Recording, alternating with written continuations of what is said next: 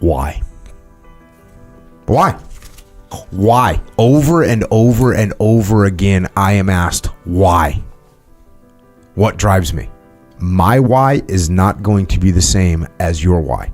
When I was younger, I was preparing for war. I knew that somewhere out there, another man was also preparing. That man was my enemy. He was working, training, planning, and preparing to meet me on the battlefield. I didn't know when, I didn't know where, but I knew that at some point we would meet, and I wanted to be ready. Ready mentally, ready physically, ready emotionally. So I trained, and I prepared, and I did everything I could do to be ready for that day. Waiting. When I became a leader, I took the same approach. To prepare my men in the same way, to train brutally and without mercy so we could fight brutally and without mercy. And the day came. We met the enemy on the battlefield. We were ready, and we fought, and we won. Then one day, it was over.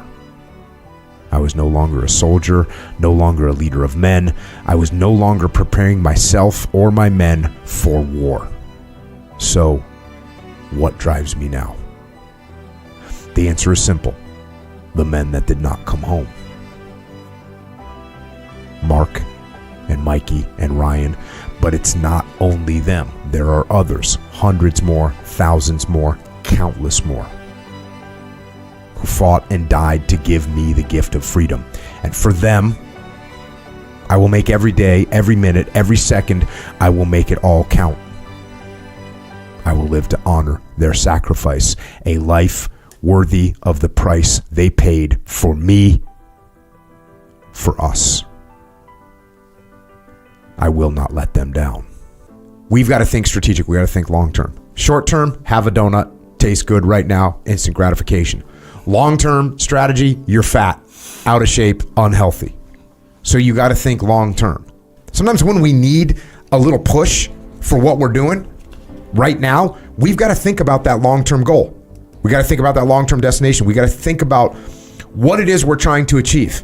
Even the greatest of all time have that awkwardness and that clumsiness. They're never quite as good as they want to be. But what I want you to understand is even though Kurt Vonnegut said those words, he wrote tons of books that changed people's lives, that changed the landscape of literature, because despite the fact that he felt awkward and clumsy, he kept doing it and forcing himself to move forward, to take one step after another, even when the process was not exactly rewarding.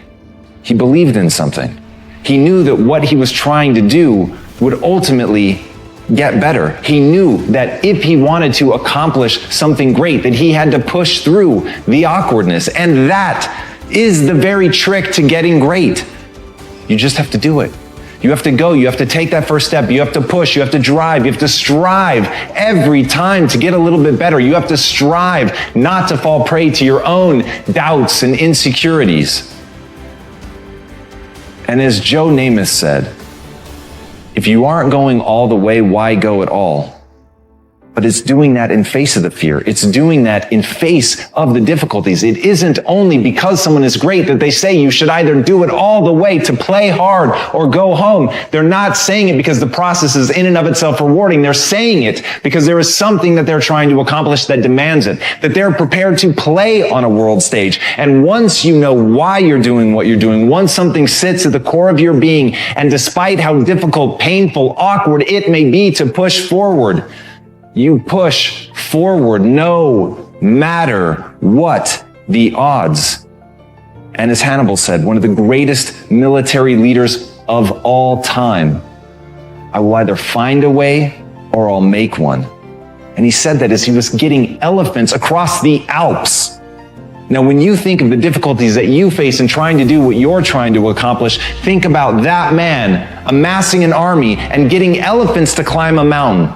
And saying not, this is impossible, but rather, If there's not already a way present, I will make one. And when you can look at that, when you can look at your own inadequacies, when you can accept that you are not yet good enough, but you know that you'll put in the work to get there, you know that you'll learn the things that you need to learn, that you will push and you will practice and you will shape yourself into someone capable of doing it. And you have to literally carve your own path out of the stone granite of a mountainside. You will do that because that's what your goals demand. And when you're prepared to do whatever your goals demand, you will accomplish whatever you set your mind to. As Ernest Hemingway noted, the world breaks everyone, and afterward, many are stronger in the broken places. But my question is, why isn't everyone? To me, it comes down to the strategies that you use. There really isn't anything objectively good or bad. There isn't anything that happens to you that can't be overcome. There isn't anything that could happen to you. Anything that when you turn inward, you can't find a reason to overcome. You can't find a way to put those pieces back together. And that becomes your job. It becomes literally up to you whether you're going to sit and wallow and woe is me. Because what happened, happened. And there's no way to take it back. But how you respond, what you bring to that table, whether you meet fire with fire, whether you meet that adversity with falling apart, becoming weaker in the areas that broke, or you bind them and mend them, and it becomes like a weld that literally makes you stronger, is a choice. And it's a choice only you get to make. But as Stephen Hawking said, when you complain, nobody wants to help you. There are many things in your life that you have every reason to complain about. You have every reason to be upset by the things that have happened to you. The most sinister thing about excuses is they're valid. There's a million reasons why you should be able to give up. There's a million reasons why you shouldn't need to try. That thing that broke you, you should be allowed to just sit on the ground. And here's the thing, that's your right. You have every reason to do it. And maybe people won't even think less of you. But here's the truth. You either become weaker or stronger in the places that broke, and that's a choice of how you react moving forward. The great news is, the best thing that you could do to become stronger is love yourself. And as Kamal Ravikant said, loving yourself is a practice. People think that it's something that's going to feel right, that it's going to feel natural, that you're just going to turn inward and there it is, the spark of love and joy for yourself, inside yourself. But the truth is that's just not the human experience. That's not the way that it works. There's going to be a voice inside your head and it's going to blame you. It's going to say that it's your fault. And no matter how many times people on the outside tell you that that is not true, that this thing happened to you, that it isn't you, it doesn't define you, there will be a voice that's going to tell you that it does. And that's where you have to fall back on process. That's where you have to realize that you literally have to practice loving yourself and that it's okay, that no matter what happened, there is absolutely nothing that invalidates that you're worthy of your own love. But you've got to practice it. You've got to be willing to do it. You've got to be willing to put in the reps. You've got to know that it's not going to feel right, but you've got to know on the other side of that is a vision of your life where you actually do love yourself because you took the time to say it. You took the time to practice it. You took the time to sit there and feel stupid and say that you love yourself. And sometimes just putting in the work is what you need to do to get strong. So put in the work. You don't have enough time. And no one does. No one has enough time. It's a finite commodity, and we're all running out of time. And that is why we can't waste any time. Can't waste time sitting around and doing nothing. Can't waste time scrolling through social media. You can't waste time flipping through the various streaming movies that are available to you. You can't do that. You can't waste time. Not a second. In fact, what you need to do every chance you get is you need to make time. You need to make time. You need to get up earlier. You need to pick up the pace when you're going to your car, maybe even jog a little bit. Rest less between your sets when you're working out. Focus harder when you're at work so you can get the job done faster. Put a schedule together and compress your meetings and your calls. See where you can save 3 minutes or 5 minutes or 10 minutes.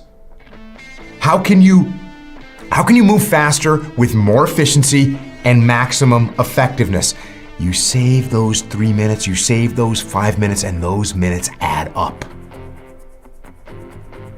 And those minutes become hours and days and weeks. That is how you make time. So get that sense of urgency and go get after it. It's gonna feel better when it's over. And you know this. You know this. You know that when you get done doing the hard thing, it's gonna feel better. Waking up, working out, taking care of some tedious task. You know you will feel better when it is done. You know that. You also know that if you don't do the hard thing, the thing that you don't want to do, that you don't feel like doing, you know if you don't do it, you're going to feel inferior. You know you're going to feel weak. And that feeling, that horrible feeling, you know that feeling too. You know it. You know it's true. Those are the two outcomes. One will cause you some short-term gratification. You'll get to sleep a little bit more. You won't have to put out during a workout. You don't have to do this tedious task. You'll get some short-term gratification, but the long-term regret will be strong. And it will inflict pain on you. The other outcome is the positive outcome, is when you do what you're supposed to do. You do what you know you need to do to move forward. And when you do that thing, you know you're gonna feel strong and you're gonna feel gratified and you're gonna feel worthy of this life. That's how you're gonna feel when you do what you're supposed to do. Remember that. Remember that the pain right now will absolutely pay off in the future. And the capitulation and the conceding defeat to weakness, that will absolutely result in the pain of regret and remorse later. You know this to be true. So don't allow it. Remember the feeling of victory that comes from doing the right thing, the hard thing. Remember that feeling, and then go get it done. So, I was at an event, and a guy comes up to me, and he asks what I would say to a person who needed to get motivated to eat healthy and work out. And I asked him, who is this person? Might it be you? And he said, yes, it was him. And I asked him, what do you do? And he said he was a doctor. And I said, what kind of doctor? And he said he was a cardiologist. And I looked at him silently for probably 10 seconds. And then I said, you're a doctor. You're a cardiologist. You see people all day that are dead or dying because they didn't take care of their health. And you need me to motivate you? That's what you need? And he stared at me with a blank face. And I could see that wasn't enough, clearly. It wasn't enough that he sees people that are dead and dying every single day because they don't take care of their health. But that wasn't strong enough. So I asked him another question. I said, "Are you married?" And he said yes. And I asked him if he had any kids. And he said yes. "I have a 3-year-old daughter."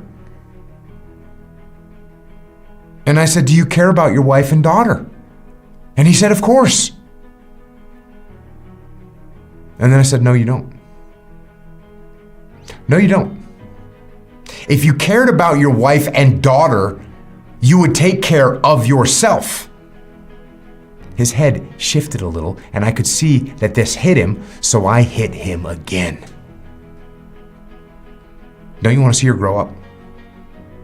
Don't you want to see her go to middle school and high school and graduate from school and go to college and graduate college and get married and have her own kids? Don't you want to see her do those things?